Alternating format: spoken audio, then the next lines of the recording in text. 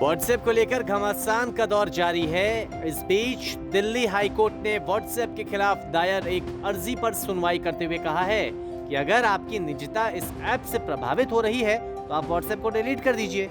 याचिकाकर्ता ने अपनी दलील में कोर्ट से कहा कि व्हाट्सएप की नई प्राइवेसी पॉलिसी से यूजर्स की निजता भंग होती है, इसलिए सरकार को इस पर जल्द से जल्द कार्रवाई करनी चाहिए।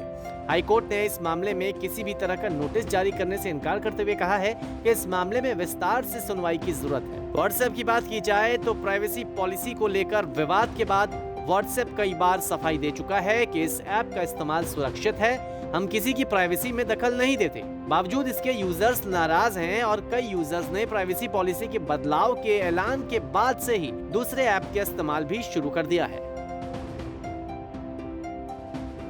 व्हाट्सएप की प्राइवेसी पॉलिसी पर विवाद से सबसे ज्यादा फायदा अगर किसी को पहुंचा है तो वो है सिग्नल ऐप। सिग्नल ऐप को पिछले एक हफ्ते में 1,78,00,000 लोगों ने डाउनलोड किया है।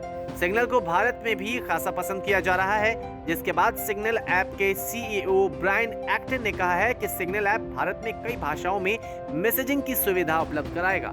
ब्रायन एक्टन ने कहा है कि इंडिया में सिग्नल के यूजर्स बहुत तेजी से बढ़ रहे हैं। सिग्नल करीब 12 भारतीय भाषाओं को सपोर्ट करेगा। ब्रायन ने बताया कि वो लगभग रोज तमिलनाडु में रहने वाले अपने दोस्त से बात करते हैं, जो उन्हें प्रोडक्ट के आइडिया तो देते ही हैं, साथ ही में ये भी बताते हैं कि यहाँ क्या चल रहा है। ब्रायन कहते हैं कि इससे उन्हें इंडियन मार्केट को समझने में बहुत ज्यादा मदद मिलती है। न्यूज़ तक ब्यूरो।